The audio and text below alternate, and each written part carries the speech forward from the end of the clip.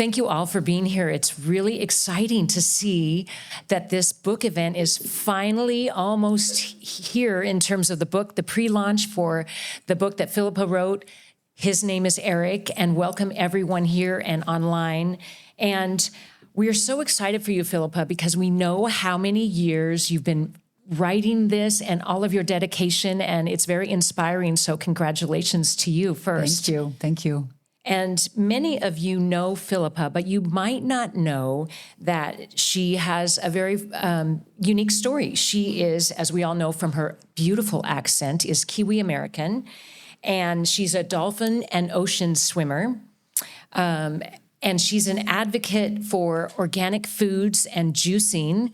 Also a very successful realtor. Yes, the green juices, which she taught me to do, by the way. And most excitedly, a debut offer for His Name is Eric, the book that is soon to be released, which we're going to be talking about. During her husband's battle with cancer, she began journaling every day, which became a practice that was very cathartic and purposeful. The words she penned during that extremely challenging time became the foundation for her book, His Name is Eric. And she shares her deeply personal story and inspires reader to ask and seek ways that they can advocate for their own health. And based in Seattle, she is filled with travel and adventure and frequently visiting her daughter in Hawaii and their puppy Kona. Congratulations again. We're so excited to read this book. His Name is Eric. Thank you so much.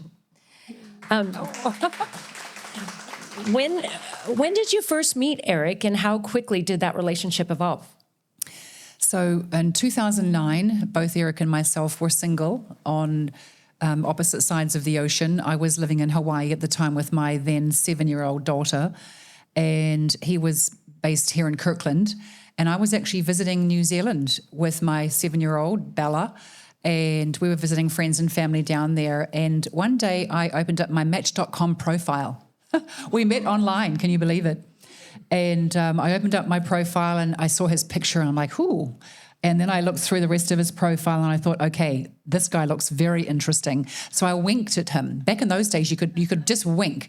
And the good thing about winking at somebody is that you're not giving too much of yourself. You're not giving any of your heart, any of yourself. You just wink. Say, I'm interested. If you're interested, wink back.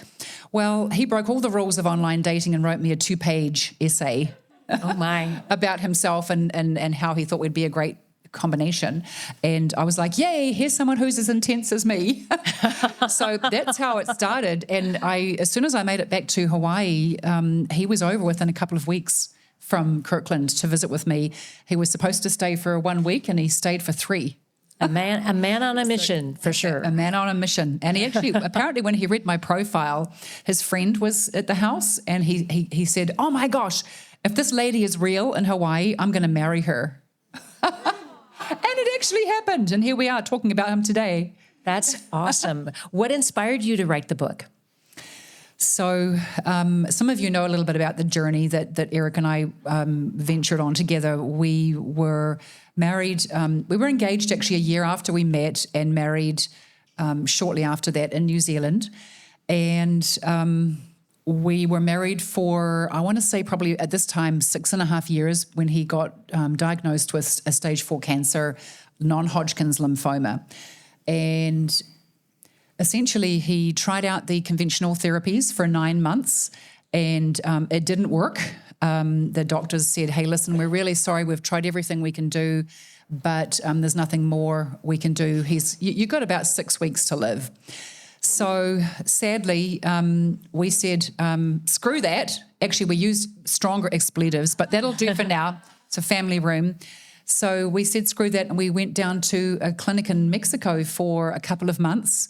And it looked like it was really working rather well. And I'll talk more about that in a minute. But yeah, so the reason I started writing this book was because I wanted to journal how we saved Eric's life.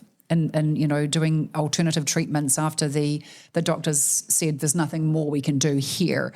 And it almost worked. I would say we were close, but no cigar, sadly.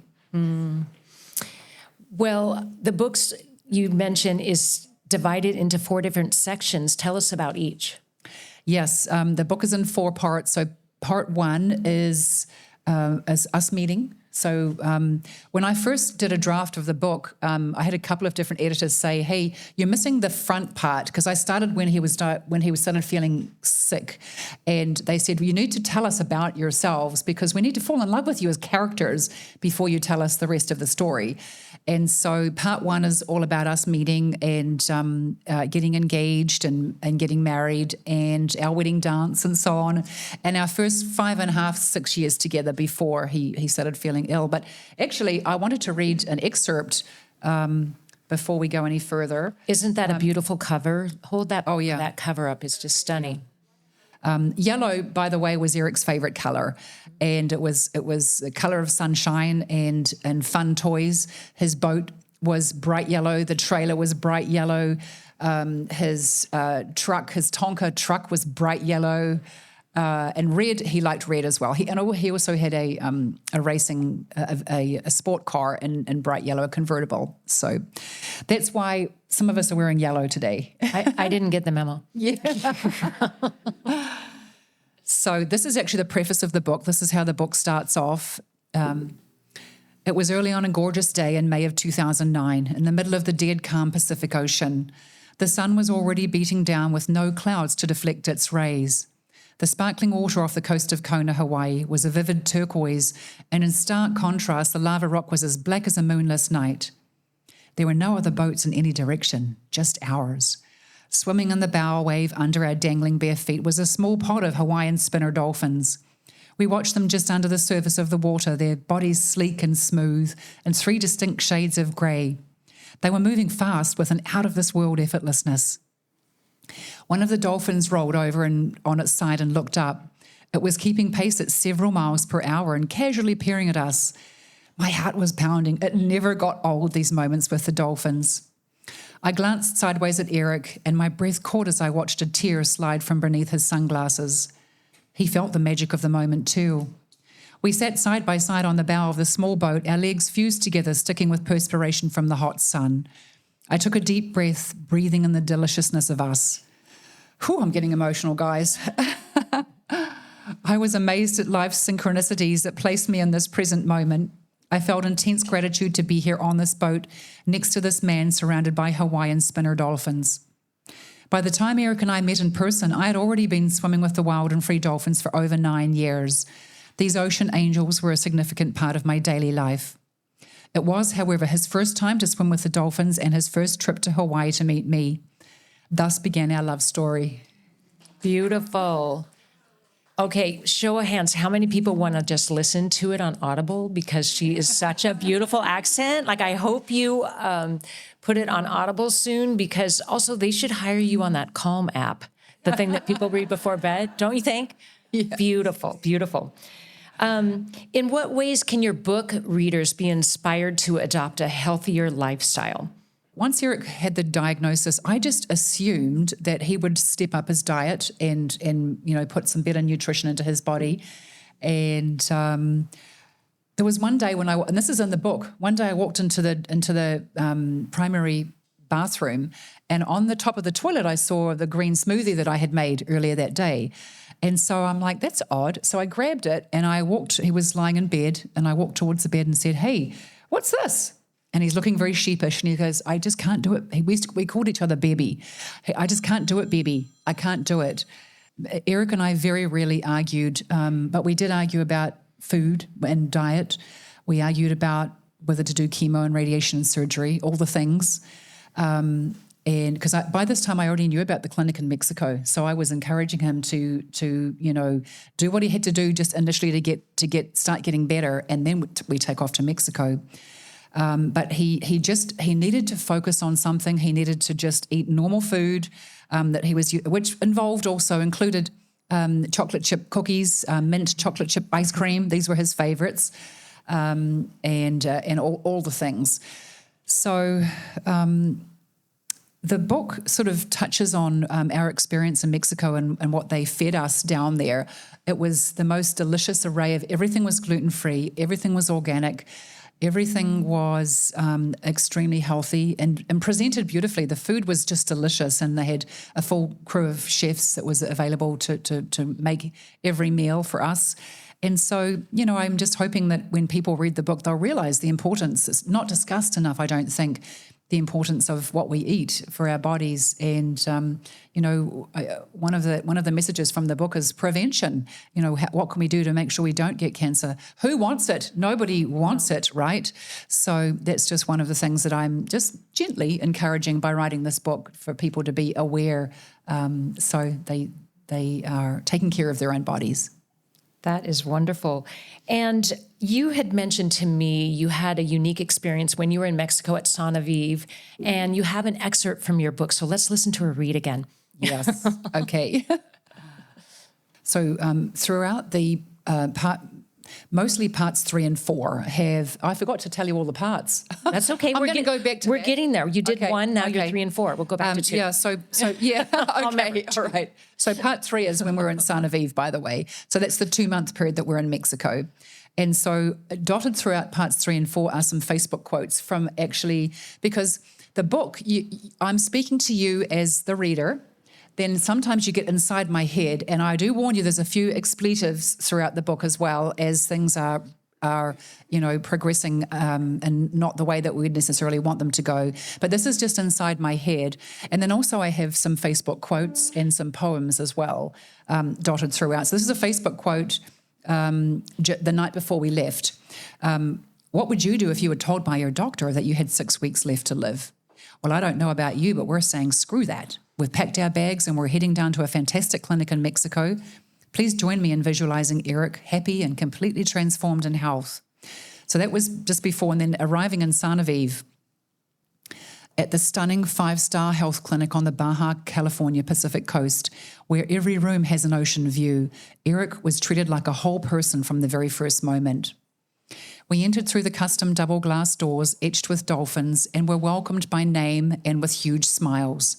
The staff checked us in without delay and gifted us each a welcome pack with cream-coloured organic sweatpants and shorts, a choice of organic baby blue and pastel yellow T-shirts and tanks, Birkenstock leather sandals, refillable water bottles, and a brush for a daily dry brushing routine.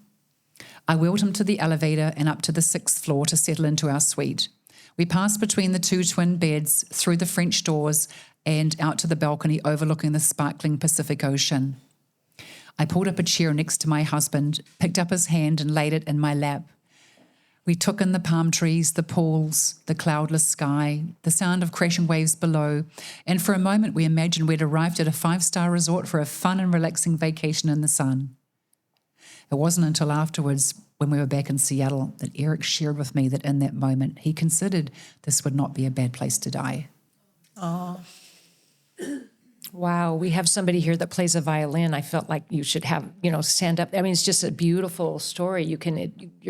As we listen, we're visualizing that, and I want to have like music playing in the background. It's just beautiful. Tell us about section 2, Phillipa. So going backwards, section 2 is, it's actually, I'll read a little excerpt to start off. It's Thanksgiving 2015. It was Thanksgiving, November 2015, our 6th one together, and we had 20 people in our home. I took a deep breath, inhaling the delicious aroma of the turkey just out of the oven, and delighted in the animated sounds of our close friends chatting, laughing excitedly, anticipating the holiday meal. I watched as my husband graciously broke away, picked up the electric turkey carving knife, and started cutting the meat. I walked over to him and gave him a peck on the lips before spooning the side dishes into their respective bowls. After a few minutes, he whispered to me that he had some pain in his upper back and was having difficulty carving. I grabbed the nearest guest and recruited them to finish the job. We didn't think too much about it and went on to have an unforgettable, fun Thanksgiving with an abundance of delicious food, oblivious to what was happening in Eric's spine and bones. You touched on journaling again, and you mentioned to me how journaling and reaching out through social media really helped you with this challenging time. You want to tell a little bit more about that? Yes. So the journaling, I did actually do some posts during part 2. Part 2 is the 9 months from when he's first diagnosed. It actually starts Thanksgiving, it took us 6 to 7 weeks before we could beg somebody to give us an MRI. My husband was in so much pain, and essentially so Thanksgiving's end of November, right? So it wasn't until December the 14th when he actually stopped being able to go to work. And it wasn't until January the 11th that I called an ambulance to the house. And I said, we had been to see some urgent care places. They kept sending him home with painkillers and muscle relaxants. And by January the 11th, I called an ambulance and said, listen, you need to come and pick up my husband and take him to the emergency room. There's something really wrong with his back. And that evening, the doctor on call, she did not want to be there. She was tired. You could tell she did not want to be there. She wasn't really into him. It's a guy with a sore back, right? What's he doing here with a sore back? It's ER.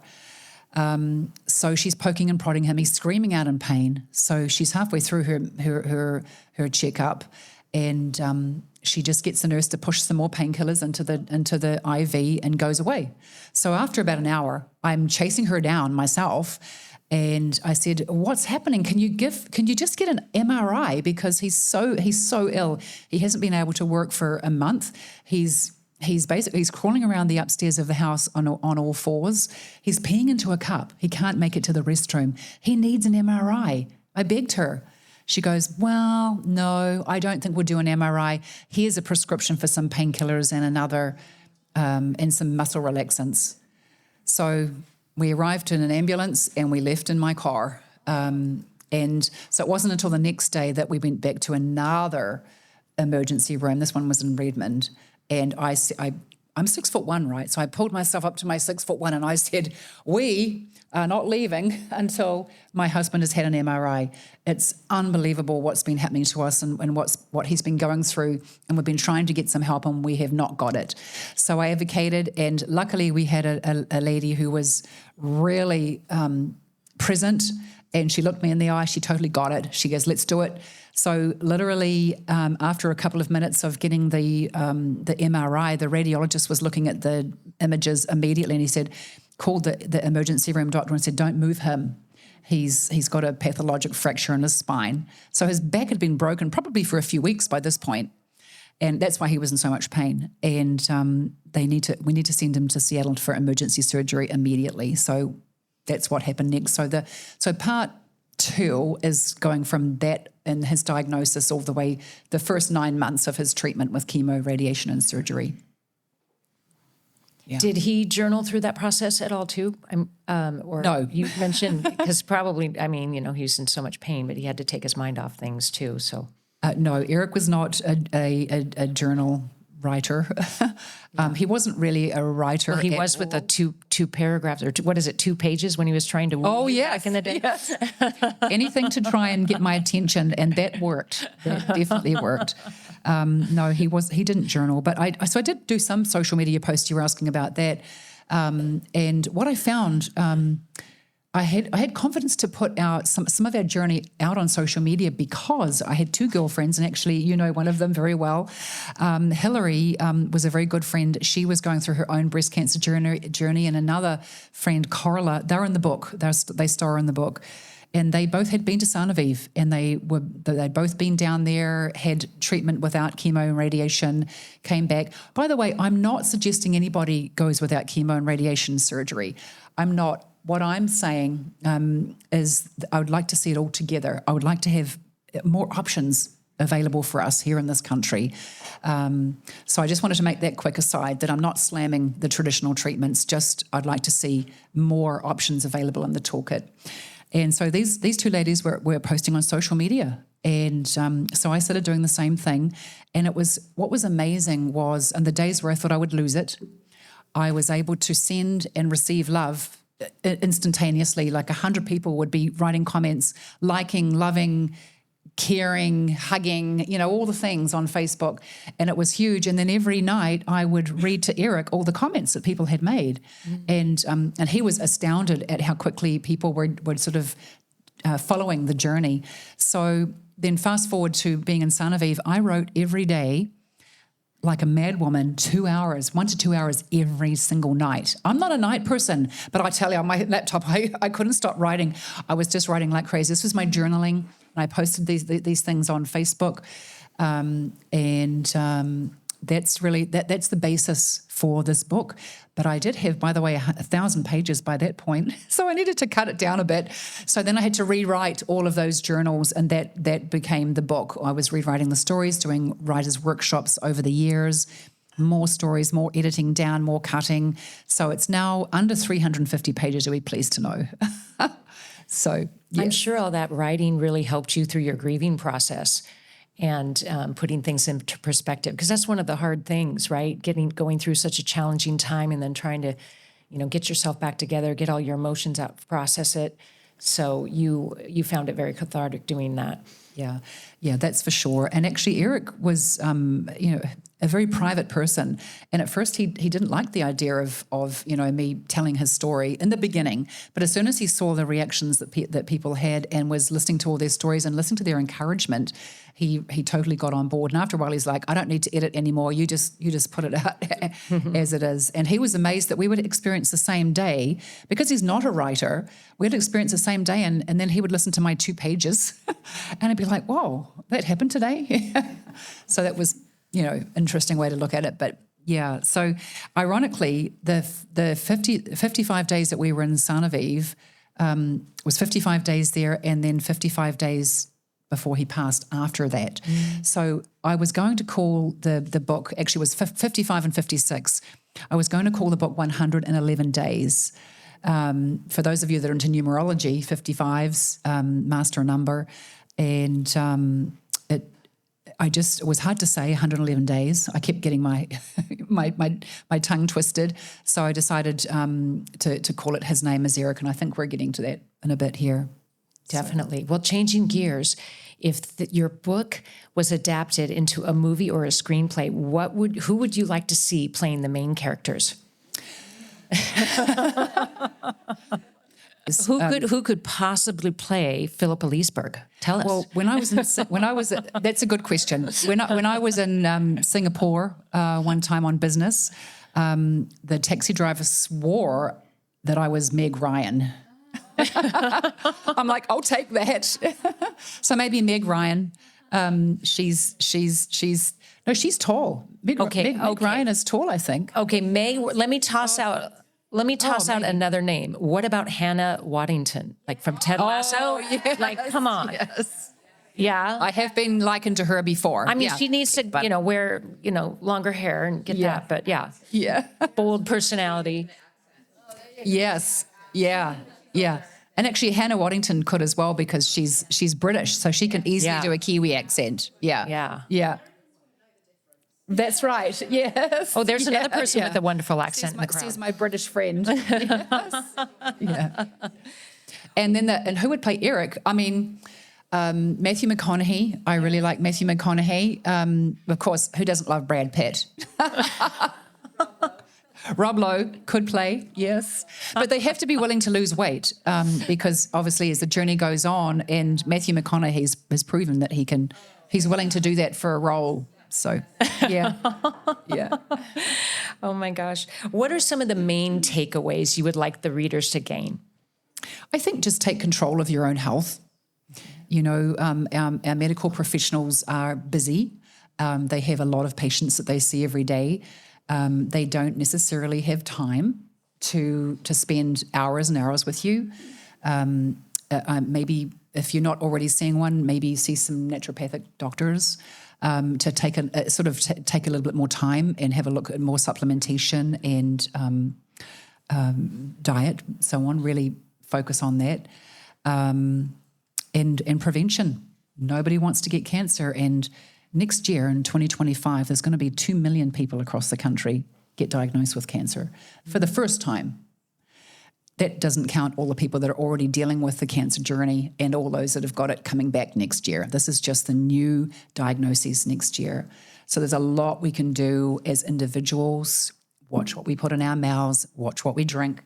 Okay, this is, by the way, my drinks over here are indicative of me. I've got my water, I've got my celery juice, and my champagne. I like to do it all. Champagne. Yes. But I think overall, it's good to have some fun and have some sugar here and there. But, most of us could probably cut down on some sugar, processed foods. And there's so much that we can do to put ourselves in a situation where we've got a more alkaline, body, more potential to fight away any disease, including cancer. Who knows, right? Definitely. We all want to know how we can get the book and when it's officially coming out. Yes. So his name is Eric. It's on pre-order right now, and many of you have already. And by the way, I already hit bestseller for... Okay, it was for specifically my category, and it was alternative treatments. So that is great. Yeah. So my website is phillipaleseberg.com, and you can order the book on there. And also, the QR code also has direct link to Amazon as well. But I've got friends, by the way. I'm so excited. I've got friends in Spain, the UK, Australia, New Zealand, of course, Germany, Italy, Romania that have ordered the book. It's around the world already. And in fact, my cousin ordered it. She was on a cruise between Australia and New Zealand, in Tasman Sea, and she ordered it on the Tasman Sea. Nice. Yeah. So, that is great. Yeah. And everybody that knows Phillipa knows she loves to travel, so she will just call her up. She will meet you at any place and sign the book, for sure. Yes. 100%. Yeah. Coffee, walks, dinners, happy hour. Yeah. Well, let's go with a Q&A here as we wrap this up. Paula, first to raise her hand. Oh, why hummingbirds? Okay, when you read the book, part 3 will tell you why this book has is hummingbird on the front. The cookies are yellow with hummingbirds. You may have noticed those. So when we were in Sarnavive, there was this hibiscus hedge, and we're going through a lot in Mexico. We'd just been told Eric was going to die, right? And then we're in Mexico trying to save his life. So there was a lot of emotions going on. And I walked past the hummingbird hedge one day on my way to the mansion, which used to be the property where the Sarnavive Clinic is, by the way, used to be owned by the Strauss family. So they had a big mansion on the property, which, windows up to the sky, looking out over the Pacific Ocean, and a big grand piano. So every morning we would all go there from 6:30 in the morning to pick up our triple filtered water, our lemon juice with a touch of cayenne pepper, tea, all organic teas to choose from. No coffee, by the way. The only coffee you could get at Sarnavive was as an enema. Oh, an enema coffee. They didn't have any coffee. If you're a coffee drinker and you are either in Sarnavive as a patient or you go as a companion for your person, you have to do without coffee. So I was walking past this hedge one day and I heard beautiful bird song, and I stopped me in my tracks, and I turned and looked, and I'm looking in the hedge, and I saw a hummingbird in there, and she was green, velvet green, shimmering in the light with a pink head. And I just stood there, and my heart was beating really fast, and I just loved standing there having that connection with her. Well, guess what? Almost every day, I would walk past the hedge and she was in there. She had I called her Cerise because of her bright pink head. And one time I had my camera with me and I said, okay, I want to get a picture of, I'm talking to her telepathically, right? So I said, okay, lift off the branch and I want to get a video of you flying. And so she goes up, she flies, and then I pick up the camera, my phone to take a video, and then she goes back down again. And I'm like, oh, come on. So I pick up, I say, okay, go again. And so she goes up and pick up the camera, same thing. So I'm like, you're messing with me. So anyway, on the third time she goes up, and I got like 30 seconds of her flying. And I got a picture, and this picture is actually very similar to what Cerise looked like, and that's why it's on the front of the book. So who else has a question? Anyone? Oh, Diane. Hi, Diane. You missed that part. We met online, actually. We met online. He was based here in Kirkland. He was living on Lake Washington with his yellow boat on the dock, and I was in Hawaii. And although I was traveling in New Zealand at the time, so that's how we got together. He did. Okay, why ask would I want to leave Hawaii swimming with dolphins every day? We dated long distance for a year, and then on exactly the year, the anniversary of the year that we met, he jumped in he left his startup business with his partners and said, I want to go and see my lady in Hawaii again. He'd been over many times during that year, but that was when he came over to propose, exactly a year after we met online. Yeah. So, yeah. Yes, we have another question. I'm intrigued by that 2-page email. Again, this is where we're very different. I'd get that and I'd go, oh my God, stay away from me. What was it about that? What was in there that made you just, and was it love at first sight? Like, was it, I know you said that he said to his friend, this is the woman I'm getting married. Right. Like, what was it about that whole experience? Email. And let's restate some of that. So what did you notice about Eric that made you think that he was the one right away?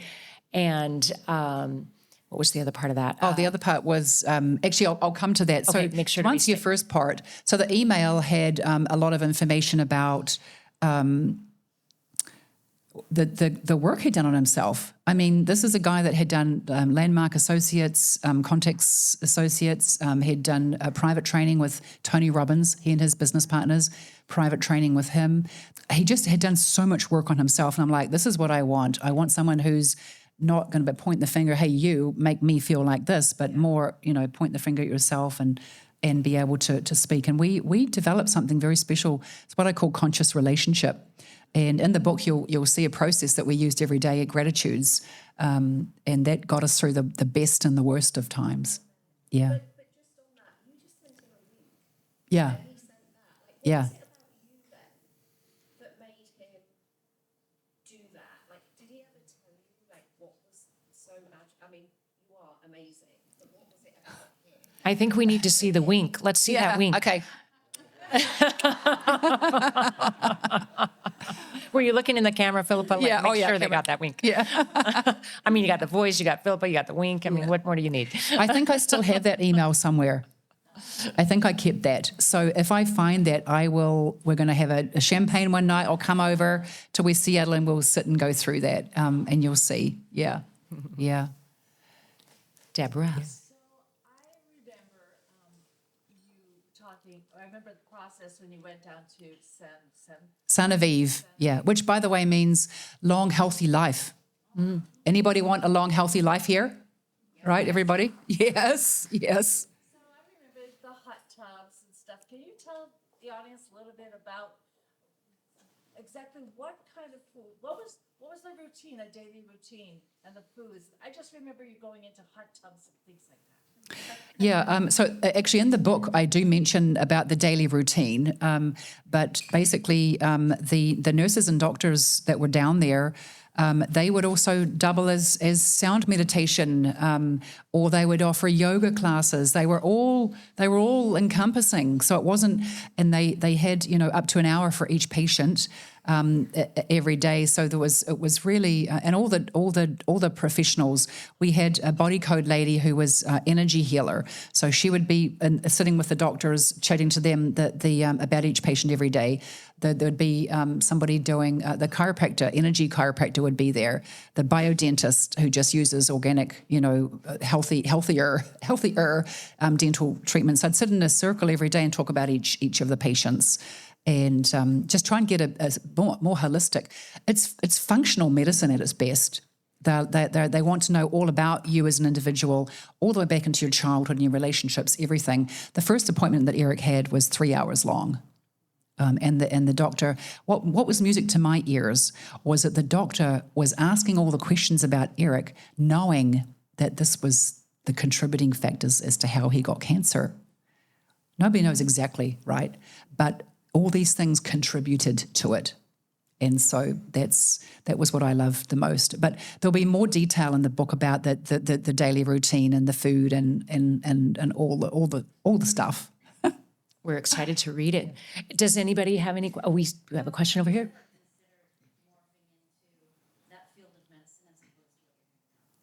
I definitely thought about it from time to time, but I don't know that I'm that good at science.